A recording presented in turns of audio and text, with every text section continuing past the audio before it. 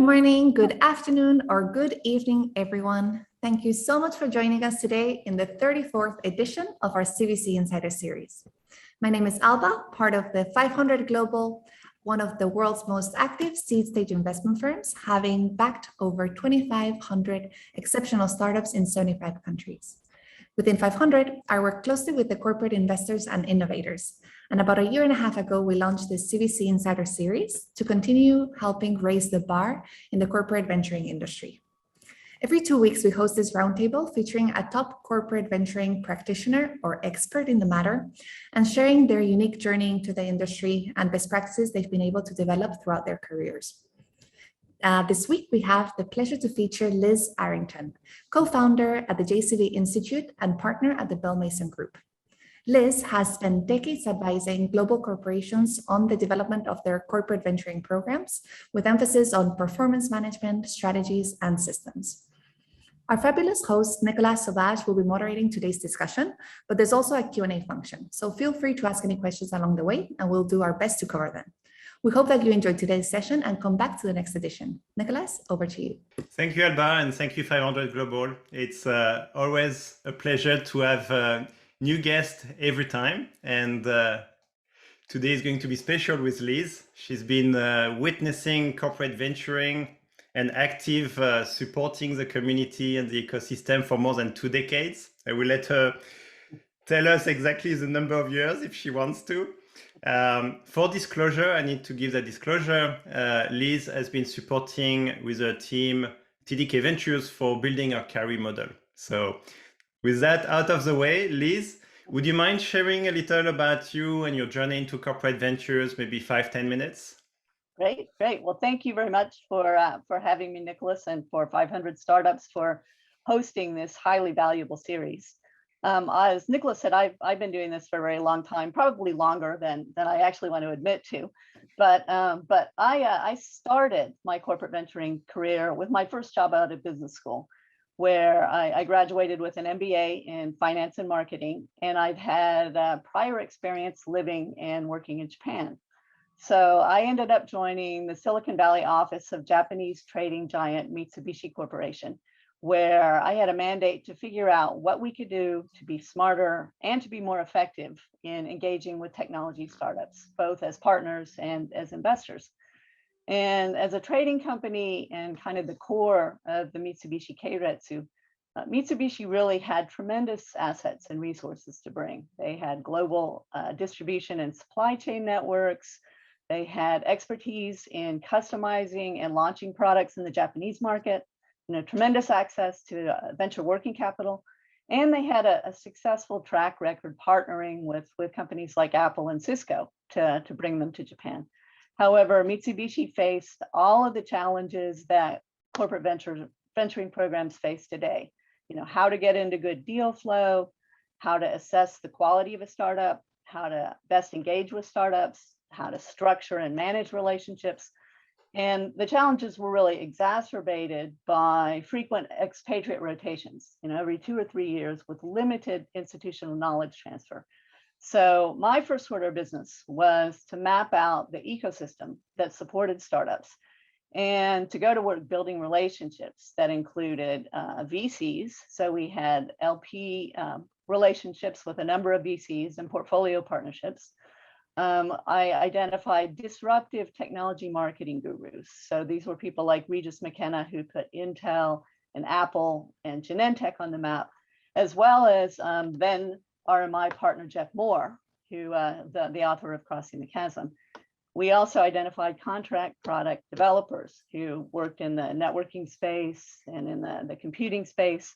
And we found venture development specialist Bell Mason Group, which included Gordon Bell, who'd been the architect of the digital VAX, and former Regis McKenna strategic marketing specialist Heidi Mason, who'd worked together to create a really compelling framework for managing venture development. And it was kind of an expert system for assessing and guiding startups. So what we did with all of these was we developed partnerships with all of these groups. And we leveraged their expertise for the work that we were doing with startups, but we also brought them to Japan and we introduced Japanese clients to them. And the benefit for us was this also helped us to create champions in the parent in Japan, as well as catchers for some of the startups that we were introducing. But after 4.5 years, I left Mitsubishi and I moved to Singapore, where I ended up setting up shop as the Asia Pacific representative, both of the Bell Mason Group and of Regis McKenna Inc. And I joined with a UK channels consultancy, where we developed kind of a corporate venturing practice through which we employed the Bell Mason methodology to support Asia-focused corporates which wanted to build new ventures. And we also licensed the methodology to VCs in Australia and in New Zealand, and they used it for venture development, for investment management, for due diligence. And then we also worked with a number of startups in which we selectively took equity as well, and some of them actually paid off really highly. But after all this work with startups, I get excited about doing it myself. So I decided to take the plunge and I actually joined a startup. And I became VP of strategy for a Singapore-based VC-backed digital media startup, which rose very, very quickly and then imploded with the internet bubble. So after 8.5 years in Singapore, then I decided it was time to come back to California, where I rejoined forces with Heidi Mason and the Bell Mason Group and started working with corporates to build venturing and innovation programs. And then I also continued to partner with former Regis McKenna colleagues, where we provided strategic marketing support to the portfolio companies of a number of VCs, including Seven Rosen Funds and Eldorado Ventures. But during that time, Heidi at the Bell Mason Group was also a fellow with a consulting firm called Diamond Cluster. And she ended up co-authoring a book that Harvard Business School Press published called The Venture Imperative. And what that book did was it took the original thinking around the venture development framework and it applied it to building corporate venturing programs, essentially treating them as startups and thinking about how to overcome the corporate antibodies that arose when you tried to do something really new and different. So Heidi and I worked together very closely with programs such as Citibank, Chevron, Applied Materials, and Philips to kind of hone and refine this methodology. But it wasn't really until after the financial crisis of 2008 and 2009 that we started to really see the potential for corporate venturing to finally emerge as kind of a mainstream component of corporate innovation strategy. So we put our venturing and our infrastructure marketing hats on and thought about how we were going to drive towards making this all happen. And so we met and were an early advisor to Jim Mawson of Global Corporate Venturing, who foresaw kind of a coming golden age of corporate venturing, where corporates would play an increasingly important role in the global innovation ecosystem. And he also identified an opportunity to build, a pioneering media and events business that would bring together and inform the corporate venturing community. And the other piece we saw as critical was that we thought it was going to be really important for parents to really understand that corporate venturing was a professional sport. So we worked closely with Jody Thielander to expand her existing compensation benchmarking work for VCs and for private companies to include corporate venturing investment professionals. So we worked with her to develop, standard role-based job descriptions, to develop the survey questions, and we've continued to evolve them over time as the market has evolved. For example, we've included the corporate venture business development function as a key component of the team. And and we saw certainly over the decades that corporate venturing boomed, and it grew from less than 500 programs to more than 2,000. As every company started to think about being a data company and a technology company, and the pandemic certainly hasn't slowed things down. Jim Mawson in Monterey a few weeks ago said, that there were 4,000 companies that made investments in startups for the first time last year. So, huge numbers of corporations getting interested and getting involved. But kind of in the back of our minds was always the start-stop history of corporate venturing, and starting to think about, what really could make this time different from what we'd seen before. So in 2019, Heidi and Jim and I collaborated to write Corporate Venturing: A Survival Guide. And this translated several years of Bell Mason Group research and analysis of best practices into a maturation framework and a set of design rules for building impactful corporate venturing programs that would be economic cycle independent. And what we saw as being different now, that really made this possible were two things. One was parent readiness, and then the other was advances in high performance strategic investment program design. And, we saw certainly board level recognition now of the importance of innovation partnering with startups, and awareness that, a new mindset and new skill sets were required, and an understanding of the potential mainstream role that corporate venturing could play in the innovation toolkit, particularly in addressing disruption or transformation. And I love Jaidev Shergill always says that, the charter of Capital One Ventures was set up to help transform Capital One from being a bank to being a technology company that just happens to be in the banking business. And the other component we saw were these advances in high performance strategic investment program design. And it really started with a new end-to-end investing perspective and approach. The integration of investment and partnering is really being fundamental to both portfolio financial performance, as well as the delivery of the strategic impact that's needed to ensure program longevity. And this is accompanied by, the development and institutionalization of corporate venturing specific operating platforms. And this is, legal structures that are purpose-built for venturing, end-to-end investing processes, agile governance and decision-making. And it's, of course, enabled by professionalization across a range of specialist roles. And this is both investment roles and partnering or portfolio development roles. Both are critical to addressing both parent partners and the startup and VC ecosystem. And it's a really hard job. It's a lot harder than the institutional VC job. So, retention of successful teams is really a key success factor. And coming out of the book, the idea for the GCV Institute was born. And we had two consistent messages from the corporate venturing community. Everyone agreed that corporate venturing has become a mainstream weapon in the corporate innovation arsenal and an influential global ecosystem player. But there was a high level of concern that, parents get this, but they don't really understand how corporate venturing works and the roles that the parent could and should play. And then or should not. Yes, exactly. And then the second key message was that the bar for corporate venturing program professionalization has really been raised. And it's critical both to the reputation of the industry as well as to the impact and longevity of individual programs. So, in response, and with the support of a luminary institute advisory board, of which Nicolas himself is a member, BMG and GCV created the first specialized institute that was dedicated to corporate venturing industry advancement, staying power, and innovation ecosystem impact. And we envisioned three key pillars, the first being professional development and ultimately certification, the second being benchmarking, and then the third being the establishment of communities of practice around corporate venturing.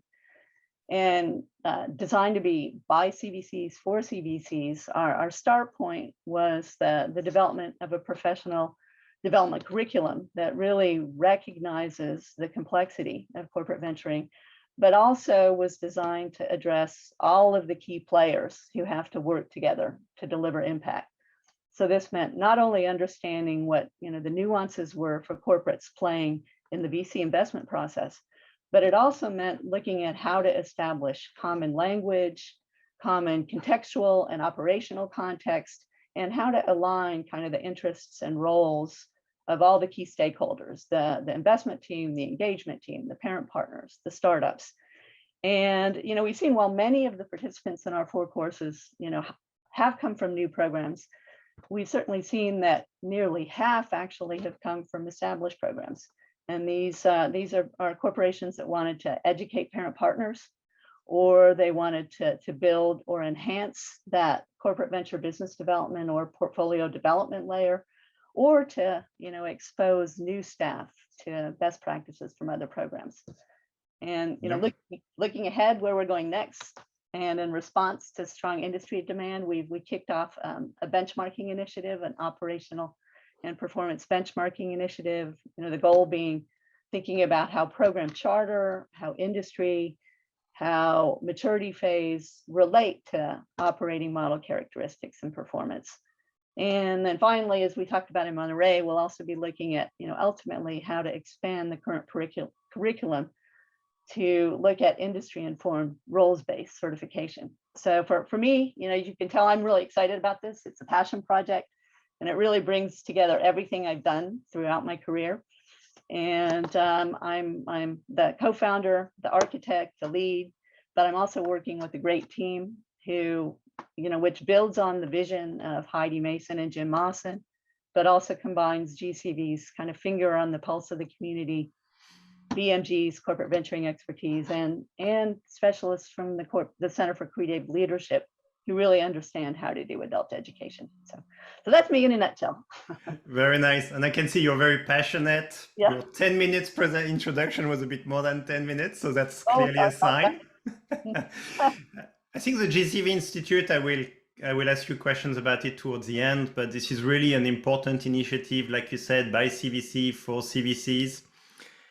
And it's a role, like you said, it's a very tough role.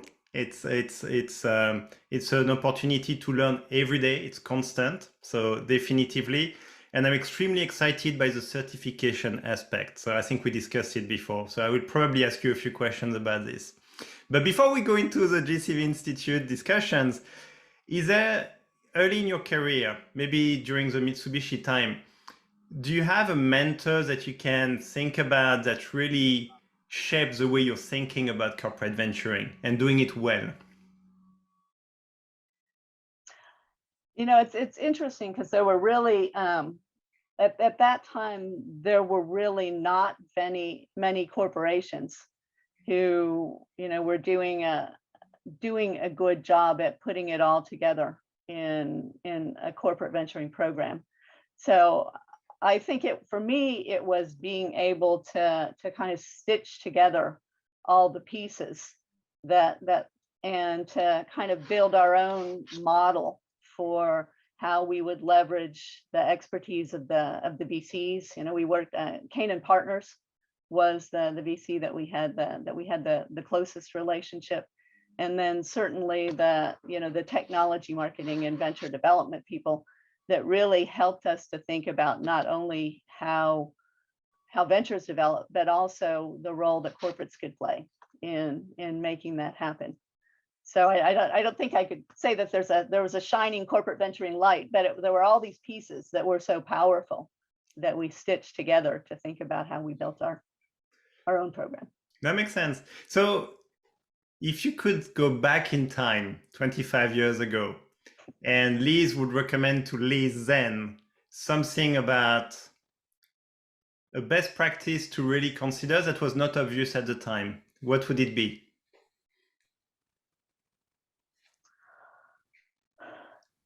I think that the biggest thing for me now that I've seen that has been so valuable is thinking about this as a career path and as a profession.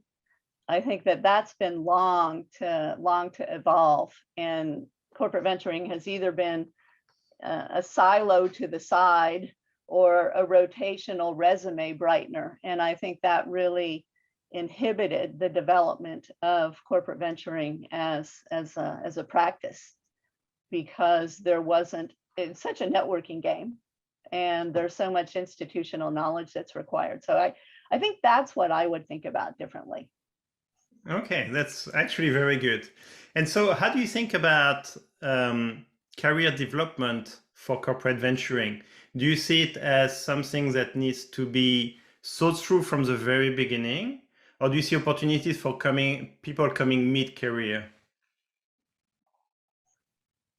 Well, I think it certainly, to some extent, depends on the role, because if you look at the Thalander numbers on where people come from in different roles, 2/3 for most programs, 2/3 of investment professionals come from the outside, that they're already professional investment professionals, and that they need to come in and they need to learn about the parent, but they bring that expertise. Whereas on the other hand, people that come in through the portfolio or the corporate venture business development side, 2/3 of them often come from the parent, and they may or may not stay in that role. But I think there certainly are opportunities to come in at all different, in all different places.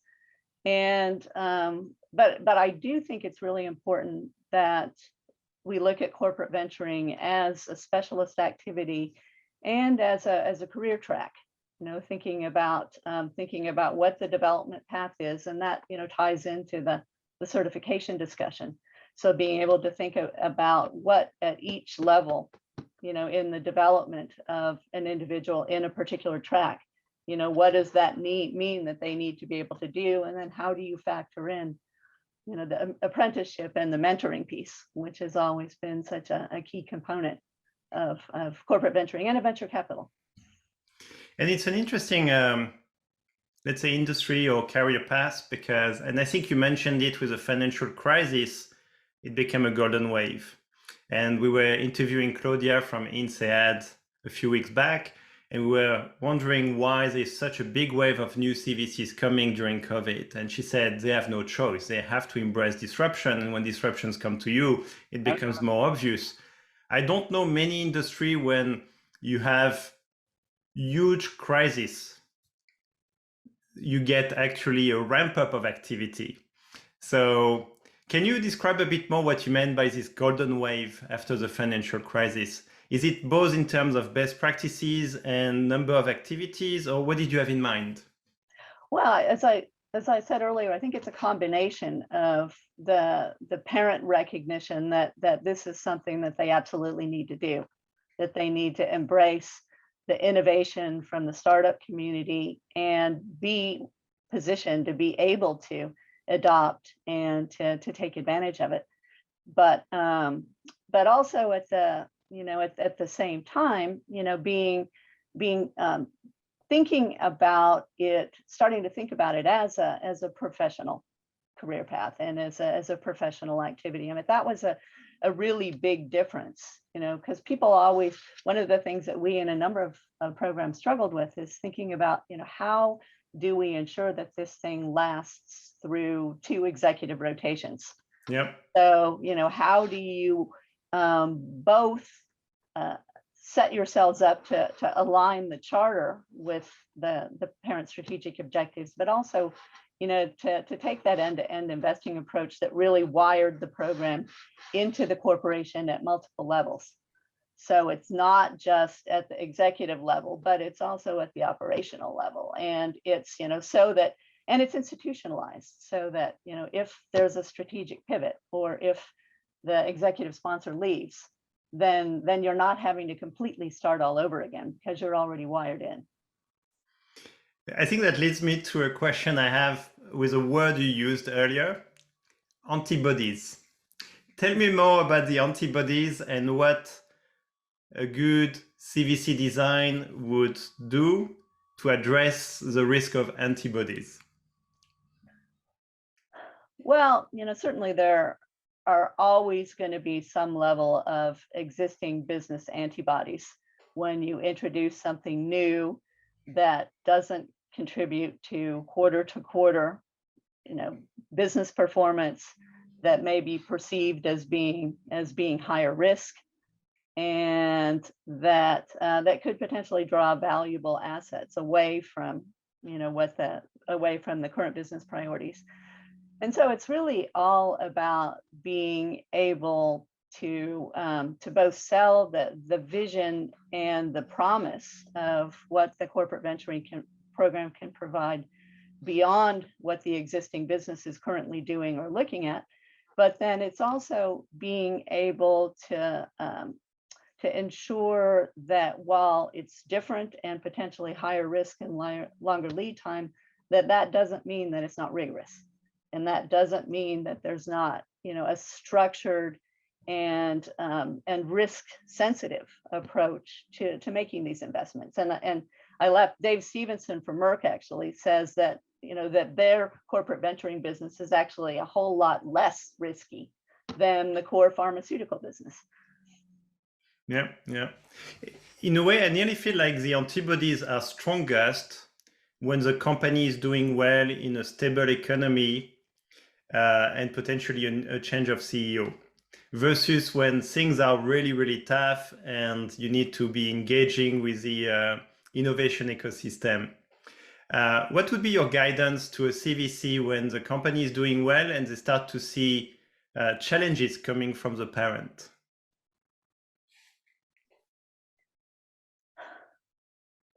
And when there's an executive transition or? Yes, let's assume there is a CEO transition, because I think this is one of the use cases that will happen to nearly every CVCs. Yeah, I think that being able to come in with an approach and kind of an infrastructure that can be used in an agile way, and to be able to morph, like Merck, for example, has actually survived 8 executive transitions and a strategic pivot. And what they did was they started with this, healthcare ecosystem framework, and then they set themselves up to be able to kind of bob and weave and direct it to wherever the most pressing opportunities are. And it's certainly probably not going to be the same. I mean, that's one of the real strengths of these resilient programs, is this ability to be agile and to bob and to weave, and to be prepared for the corporation to turn the program up or to turn the program down. But the key is just to make sure that they never turn it off. So, making it critical enough to someone that it's always going to be an important component. And maybe this is the reason why you called it a survival guide. You could have called it many different type of guide, but it's a survival guide. Tell us more about this concept of survival. Why does it need to be part of your thinking when you design the CVC? Well, I think historically, this CVCs have always been in a somewhat precarious position, and it ties in some way to the maturity phases. I think it's easy when you first get started to operate a little bit under the radar, but then once you get to the point where you're starting to talk about real money and where you're potentially seen as competing for resources with the existing business, then it's always going to be there's always going to be a survival element to it. And the key is just really, how do you make yourselves an indispensable component of the corporate innovation toolkit? And what role do you play, and how does your charter effectively respond to the strategic priorities of the business? And it may change. It's likely that over time that the role of the corporate venturing program will morph, but the key is to be able to set it up so it can do that, and so that you have the flexibility and the institutionalization of the entity that makes it hard to kill. I think some of these independent legal structures have certainly contributed to making things a little bit harder to kill. Okay, understood. So let's go more on inspirational. So we talked about antibodies and the risks that can happen and the survival of the CVC, but you mentioned the analogy with professional sport. And clearly with sport, the idea is to become the best you can be, to win the championship. Can you go a bit deeper into the analogy with a professional sport and how a CVC could take that analogy to try to really become one of the very best CVC? And when I'm thinking the very best CVC, there is clearly an angle of towards entrepreneurs, but also towards a parent. Yeah, yeah, and I think that the other piece of it being a professional sport is that it's a professional team sport. So it's not just about the investors, but it's also about what the corporate venture business development, the portfolio development professionals, and interestingly, it's also the parent, because the parent really has a shared responsibility for delivering the impact of strategic venturing. So in order for a program to be really successful, it needs to be able to link all of these pieces together. And it's interesting if you look at someone like at a program like InQtel, where they have a top-notch investment team, they have a very large portfolio development and technical support team, and they sign up their parents to be part of the team and force them to dedicate individual contact points, to contribute money, and actually have a letter of intent with the parent that says, we will do this together.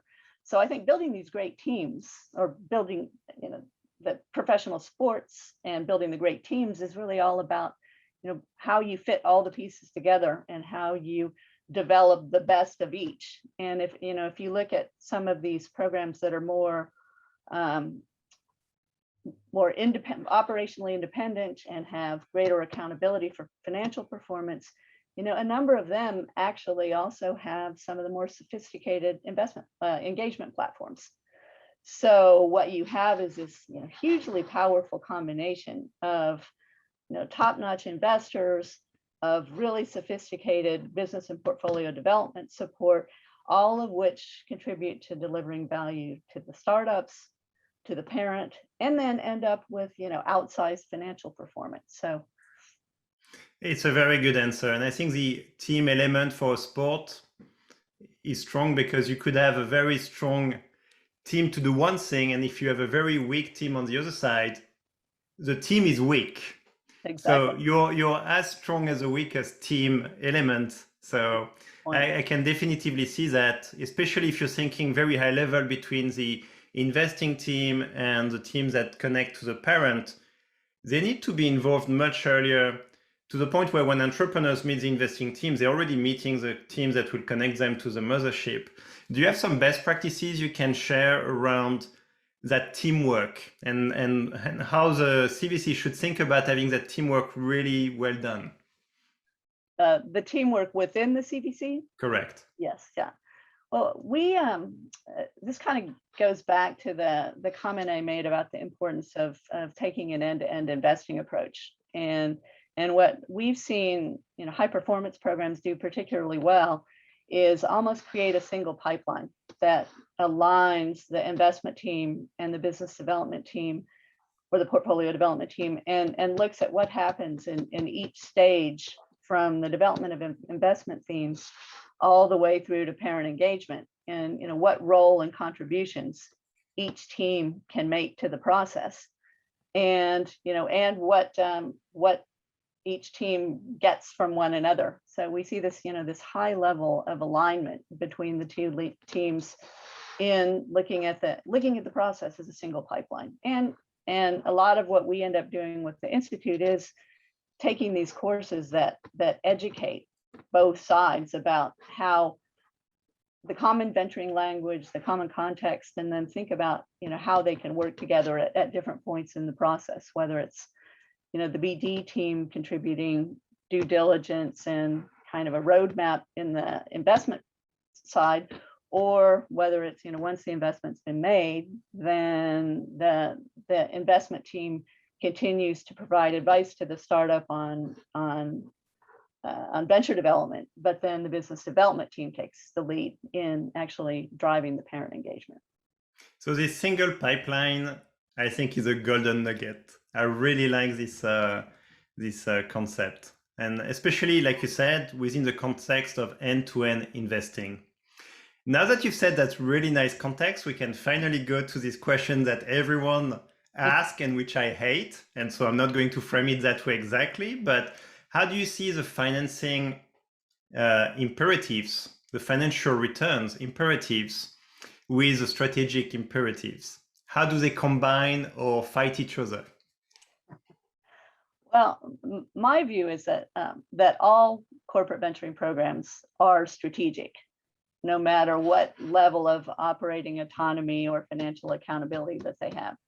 And at the same time, we see that strategic programs that position themselves as being strategic, primarily strategic, and that don't have a goal for at least returning, generating enough returns to cover the cost of the program plus hurdle rate, for example, are probably not going to be around for very long.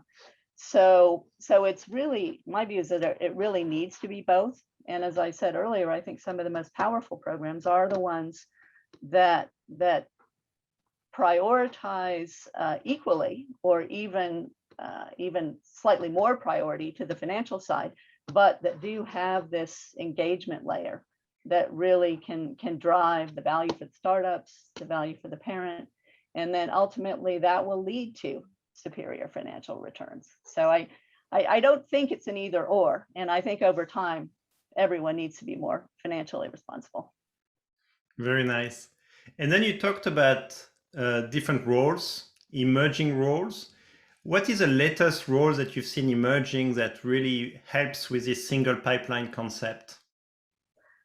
You know, I think it's really what we've seen over the last, say, 3 to 4 years in particular, is really the professionalization of what we call the corporate venture business development function. Some call it the portfolio development function. Some might call it the market development function, but it's really developing, you know, a parallel professional function to the investment side. And we've seen it, you know, there's a venture firm called Echo Health Ventures. That's a joint venture between several of the blues and also manages money from other blues. And they've actually set up their corporate venture business development function as its own branded entity. So they have Echo Health Ventures and they have Echo Health Advisors. And that team, you know, combines really the ability to provide strategic advice to the corporate. It provides product marketing and product management. It provides business development and engagement. It provides some technical capability. In some cases, it may provide a PMO capability. So, you know, looking at how that role increasingly gets professionalized, and we've seen with Echo or with, say, Jacqueline Lesage's Munich Reventures group, where they also have, you know, a really professional portfolio development platform that they have set up as, you know, as its own standard platform, but can customize it to deal with the requirements of each of their parent LPs. So that's what we've seen as being an incredibly powerful trend in the development of really high performance corporate investing programs. Very nice. I think we talked before about earlier CVCs used to invest in funds more than today. I think the statistics I've seen, the latest was 1/3 of CVCs invest in funds. So this is clearly no longer the majority, but the minority. Do you see this trend as a reason of this professionalization of CVCs, where they feel better at investing directly, or is it something else? Yeah, I think you're right. In the past, certainly that a number of corporates did use investing in funds as kind of a toe in the water, and that they recognized they didn't have the know-how or the expertise to be able to build the capability. So this was a good first step. And certainly now we do still see some corporates also starting to use the fund or the LP investments when they want to dive into something that they don't want to do themselves in detail. So it might be investing in seed funds where it's too early for them to really engage, or it might be specialist funds. But the challenge always in investing in funds was, how do you ensure that you really get the value? And how do you develop your own institutional knowledge of how to assess startups and how to work closely with startups. And so, it's I think not been something that that is highly impactful for many corporates, particularly because you need to have that that business development engagement layer in place to be able to make it work. So, that's where models like the Echo one are pretty interesting, because they're actually outsourced, but they have kind of this intimate relationship with their parent LPs, where they've set up their engagement layer to work with multiple LPs. But I think it's very difficult for corporates really to get the maximum value out of LP relationships. And if you were to advise a CVC to still consider making an investment in a fund, what would be one of the very compelling reasons to do it? Clearly, there are some reasons to do it still today. Right. I think geographic presence is certainly one. Looking at investments in the BRIC countries, or in, as I said, early stage funds that would be ahead of where you'd really want to play, but you want to have the visibility, or also deep dives. I think in funds like Data Collective, for example, which deep AI and data analytics, or deep healthcare funds. A number of healthcare corporates participate in the Startup Health, Rock Health kinds of programs. So I think there are definitely reasons to do it, but you need to be really clear about why you're doing it and how you're going to ensure that you're set up programmatically to drive the value out of those relationships. Very nice. So I'm going to ask you a question that will lead us to the GCV Institute. You talked about parent readiness. Mm-hmm. How does someone who wants to start a CVC in their organization can sense whether there is a parent readiness or not? Well, I think there's always a starting point of, are there pressures on the parent that make them at the board level and at the executive team level aware that it is going to be critical for them to be able to engage with startups and to take on external innovation. That's always the starting point. And if that's not there, then you're going to be ramming your head against a brick wall.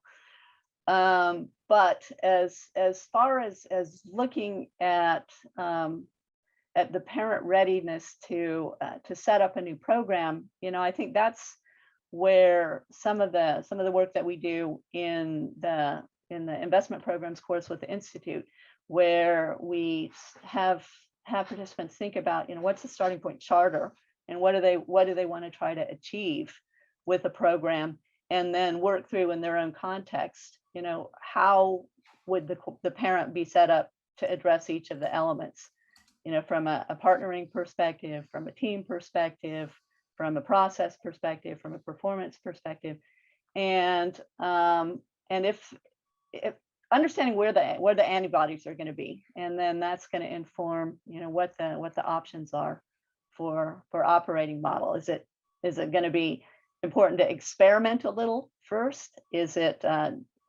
going to be a need to do some proof of concept with BU sponsorship? All of these things, though, are not sustainable over time, but it's how do you get the toe in the water and do the first test? I think even at TDK, the corporation had experimented enough. Oh yes, I think I think the before we started TDK Ventures, the past 3 years, TDK had made 10 minority equity investments. So it was no strangers to making investment in startups, but it was more of a, how did you say, put the toe into the water? Yeah. So maybe I should double click on this. Do you recommend testing the water or plunging? Well, it ties back to how important the activity is. So what's the driver for making it happen? And I think most companies do actually do some level of ad hoc investing before they actually jump in, because then that at least gives an opportunity to know what they don't know, and also to see how others are doing it. But I wouldn't recommend doing that for too long, because then there are reputational risks. Yeah. So I think that to the extent that it's possible to jump in fully with a well thought out approach, then particularly in this market, because the bar has been set so much higher for program professionalization, that I think that not jumping in with a really thoughtful programmatic approach is potentially harmful for the long term. Yeah, I think it's a golden nugget too. If anything, you want to give a glimpse of what it could be, Right. but don't wait too long to transform. Absolutely. Yeah. Very nice. Let's move to the GCV Institute, and I will start with the most provocative question. And here I'm the victim, so I can say, why did you not start 10 years ago and I could have taken advantage of it? You know, I think it comes back to being able to, or having done the thinking about longevity and about how to address the start-stop cycle. Because I think that it would have been too early. I think we're at a point now where we've been able to start standardizing and professionalizing, and there is shared community understanding of best practices. There's critical mass of people who are doing it really well and who are highly respected. And you know, I think now also that there's finally recognition, both on the part of the startups and of the institutional VC community, that corporates do have a really valuable role to play. And that's particularly true in, you know, industries like healthcare or financial services or highly regulated industries, where corporates bring something that's really unique, that's above what an institutional VC can bring. So I think, you know, now the time is really now where all of the pieces have fallen into place. Nicely answered. So tell me more about the benchmarking. Why is it important, and what are you doing to make sure this is actually actionable?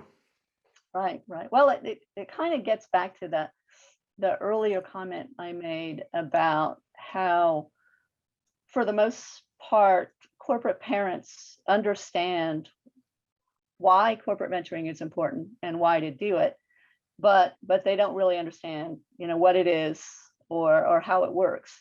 So typically, when a corporate mentoring team needs to go to the parent and needs to make the case for starting a new program or for expanding or evolving an existing program, then, you know, they're always asked, well, what is the industry context? You know, do you have data that says, you know, other people are doing it this way, or that these are the best practices? And you know, if you're looking at setting up a new program, it's you know, why are we doing it?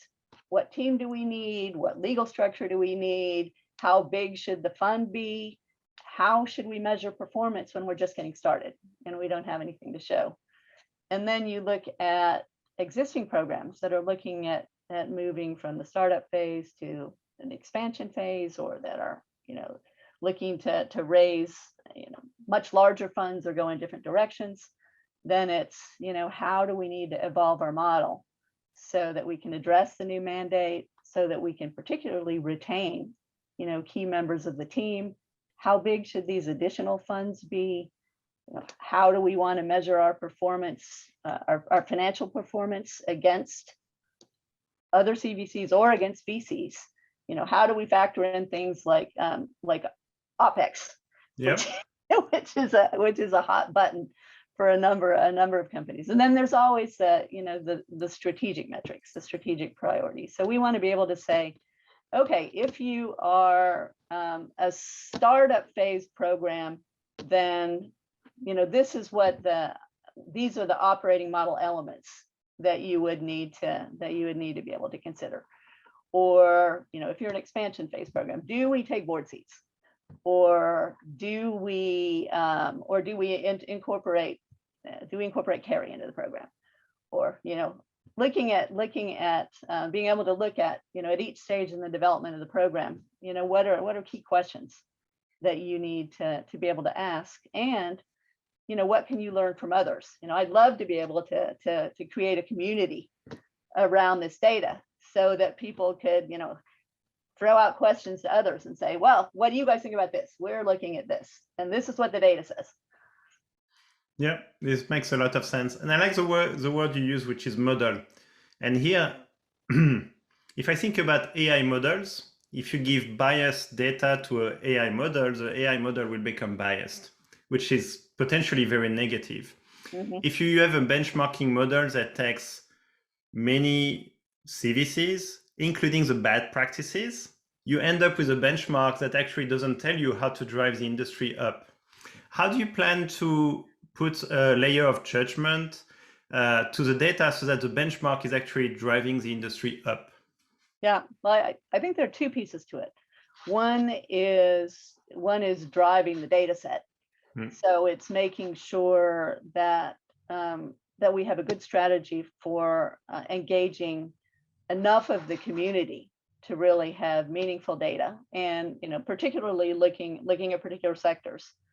So getting everyone in a particular sector to play, for example. But then I think there's also, like what Jody Thalander does this as well with her data, is she looks at the data and she does have to make some judgment calls, and says, this is an outlier. This does not make any sense, and being able to to call people and follow up and say, this is an odd answer. This is what the question is intended to get at. So, being able to really spend the time to ensure not only do we have enough data, but that the data, really addresses the questions and actually does represent the industry. I really like your answer. Actually, I didn't know you would do that, and that gives me higher confidence in the benchmark you will be building.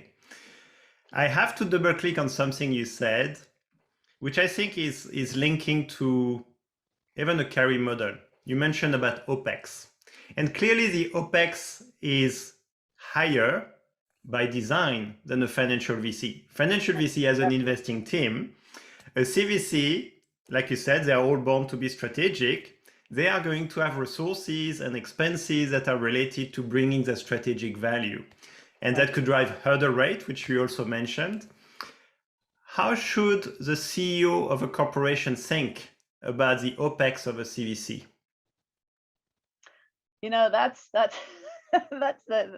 $20,000 question. Of course.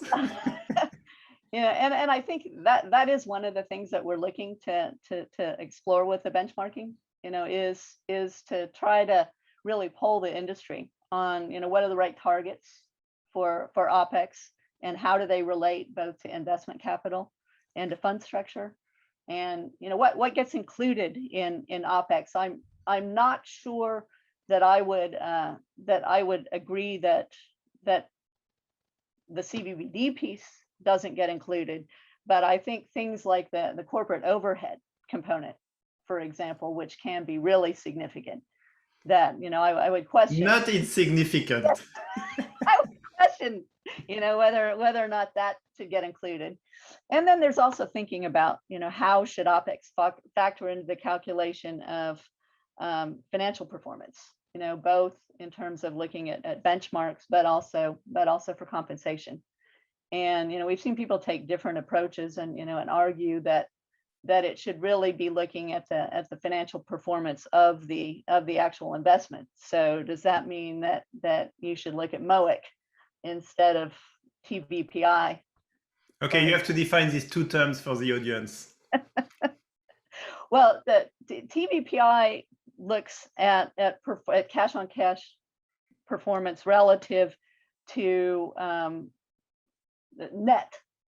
net performance, so it takes into account all of the expenses, whereas MOIC actually only looks at the performance on the actual investment, taking into account the investment dollars.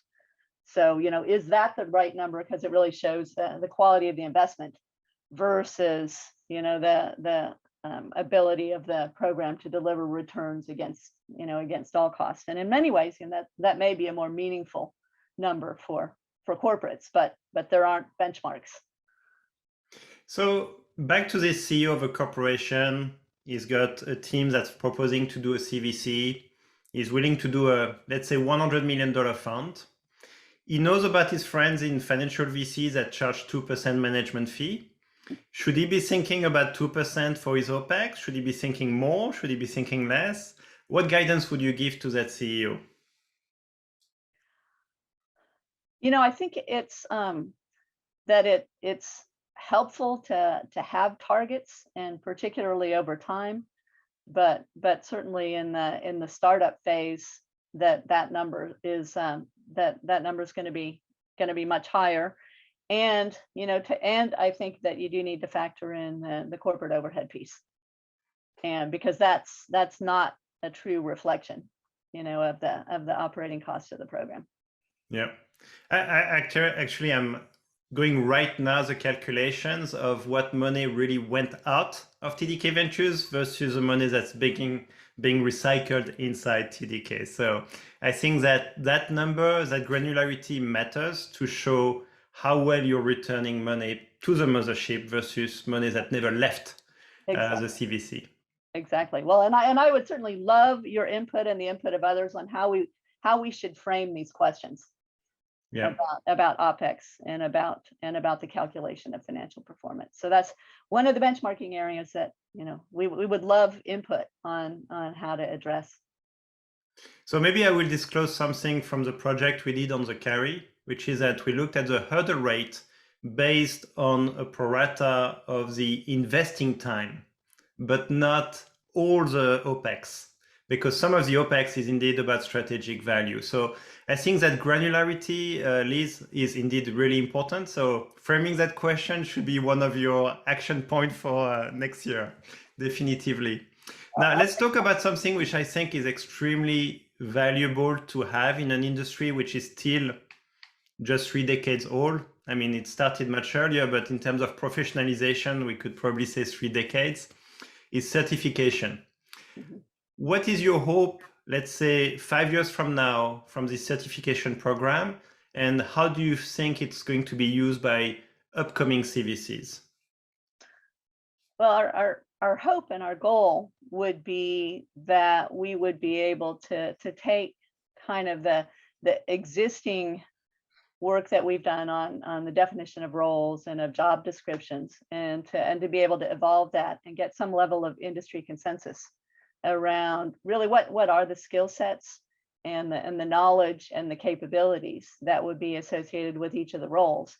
But the other piece that comes into play with certification in this industry, I think certainly, is that there's always a practicum piece that will come into play. This has been an apprenticeship-based industry for many years, and I think that's important. And so thinking about how that gets built into the certification process. So, and in some ways that may also mean educating the people who are doing the mentoring. So, arming them to be able to ensure that component does get addressed. And then, also thinking about what are the different skill sets or knowledge points, and is there a continuing education piece that would be required as well. We're still early in the process, and we're establishing an institute advisory board subcommittee to look at this, and it'll be including academics as well as industry professionals, as well as people that do have expertise in developing certification programs. And I think it's more like a professional certification than it is an academic degree. Mm-hmm. So we're love to have you involved in the process. Absolutely, you have my full support. We're getting to the top of the hour, so maybe just last 1 minute. What would be, who should go to the GCV Institute? Who should be attending? I think anyone who is involved in the process of working with the venturing team to deliver impact. So it could be it's investment professionals, business development professionals, parent stakeholders. I mean, we've certainly in the course that your team is currently participating in, you have a multifunctional pod. Yes. As a marketing person, an investor, and someone from the parent innovation promotion. And so the idea is, that they is being able to get to educate everyone on what they need to know about their job, and how it applies in how corporates play in the VC investment ecosystem, but then also how they make this end-to-end pipeline really sing. I think, I didn't have this pipeline concept until today, but I think that's what I had in mind when I chose the 3 people that came to your course. I wanted to have an investing, someone from the parent who is actually working with us, and also someone who's coming from a different type of skill set, in this case, our marketing principles. So, Liz, thank you for your time. That was really, really nice, and always a pleasure talking with you. Yes, thank you so much for having me. I really appreciate it, and I'll look forward to seeing more of this great series. Thank you. Bye, Liz. Bye-bye. Thank you, everyone.